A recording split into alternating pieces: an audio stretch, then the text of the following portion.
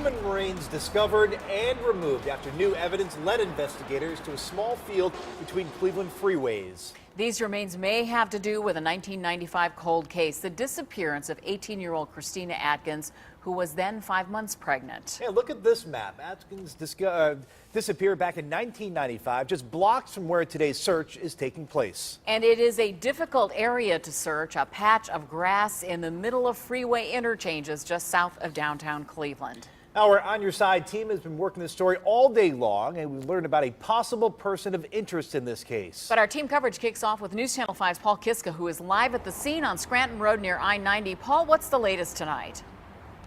Well, Lee, it seems like in recent years on Cleveland's west side, there's been an unusual number of missing persons reports. This is the missing person poster for Christina Adkins, and perhaps after 18 years, this one too can finally be taken down. That's because late this afternoon, the Cuyahoga County Medical Examiner confirmed that human skeletal remains were found during this search. However, those remains still have to be positively identified. That could take days, weeks. FBI agents sifted through buckets of dirt today, collected brown bags of potential evidence out here, and appeared to rub dirt off of clothing or fabric. The FBI's Vicki Anderson said recent information led investigators to search this area, an area thousands of people drove by every day for 18 years, not knowing human remains were hidden here. It's not a huge area, so it's a difficult area. It's not a flat area. It's definitely a difficult area, so it may take some time for us to get some answers, but it's not a huge amount of space. It's just a difficult space.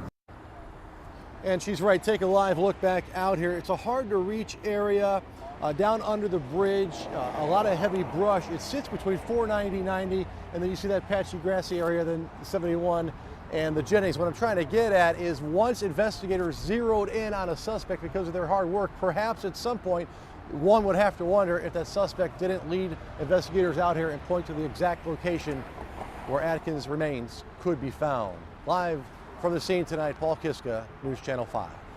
Well, no one has been charged in connection with the case, but we are learning that investigators are focusing their attention on someone. Chief Investigator Ron Regan live in the newsroom. And Ron, what have you found out?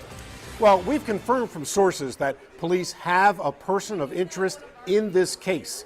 He is 49-year-old Elias Acevedo.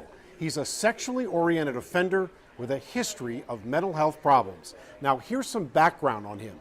His criminal history goes back to 1988. It includes theft and receiving stolen property. But by 2003, he was charged with sexual battery and kidnapping. He spent 3 years in prison on those. Then, just this past June, he was indicted for a 1993 rape and kidnapping.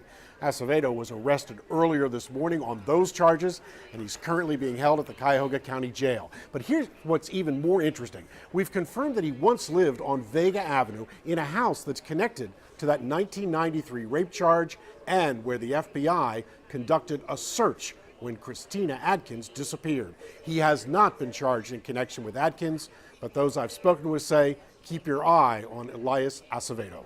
Live in the newsroom, I'm Chief Investigator Ron Regan.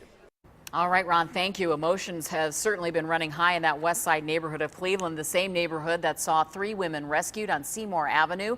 News Channel 5 investigator Sarah Buttison is live on Kinkle Avenue, where Christina Adkins lived. And you had a chance to talk to neighbors there today, Sarah. That's right. It's a very close-knit neighborhood. The neighbors I talked to today told me that Christina was a sweet girl, and they hope that today's discovery will eventually bring her family closure. Donna Lenz and her son Steve are close friends with the Adkins family. They say Christina's family has never stopped searching for her. They say rumors circulated throughout their neighborhood that she had simply run away, but that never made sense to them. Today's discovery of skeletal remains confirm their worst fears that Christina may have met with foul play. We all figured that she was somewhere, probably not alive because, she hadn't contacted anybody. Like I said, everybody here is really close. So it's strange. I wish they could have found her before her dad died because I know that broke his heart. He didn't know, where she was.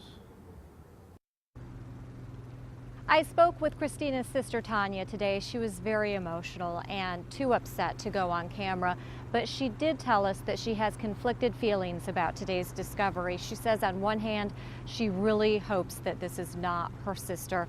On the other hand, she said she is ready for closure. On your side, I'm investigator Sarah Buttison, News Channel 5. And Sarah, thanks for that live report. Certainly a big talk in the Adkins neighborhood there in Cleveland's west side of the city. News Channel 5's Stephanie Ramirez continues our live team coverage from that neighborhood. And Stephanie, I understand you spoke with Christina's sister. Yes, I did get a chance to speak with her after Sarah did, and much to what Sarah said, Christina's sister told us they don't want it to be Christina, but after nearly 20 years, this is the closest they've gotten to some kind of answer. The missing persons case of Christina Adkins is actually one of Cleveland's oldest missing person cases, and while she wasn't always on the front page of the news, that doesn't mean those in the area forgot about her. We spoke to a woman whose son once dated Adkins. She said if it turns out to be Christina, she wants the person or people responsible held accountable. I think they need to step forward. I really do. I think they need to step forward and say why they did it. She never harmed anyone, no one. She was a giving person, a loving person. And Christina's sister also told me she was informed of what's going on by the FBI, but they did not tell her what prompted this search. On Cleveland's west side, Stephanie Ramirez, News Channel 5. So the Christina Adkins case has baffled police for nearly 2 decades. She vanished, there have been few clues, and too many false leads. January 11th, 1995. That's the last time Christina Adkins was seen alive. For nearly 19 years, her mother, Deb Marmel, has lived a nightmare, but kept a fragile faith. I've still got some hope, yes, but I'm doubtful. But I have to keep going. She wouldn't want me to give up. Christina was 18 years old and 5 months pregnant. She was walking along West 25th Street near Kinkle Avenue on her way to her boyfriend's house when she just disappeared. That's it. No clues, no answers. Through the years, there have been times when investigators thought they were on the verge of a breakthrough. Some thought Christina might be found among the victims of Anthony Sowell. She wasn't. Then, when word came of the 3 women found alive in Ariel Castro's Seymour Avenue home, there was a moment of hope that quickly evaporated. You want to know what happened to yours, but you also don't want to find out that that's yours. It is a bittersweet feeling because I still want to know where my sister is and what happened to her.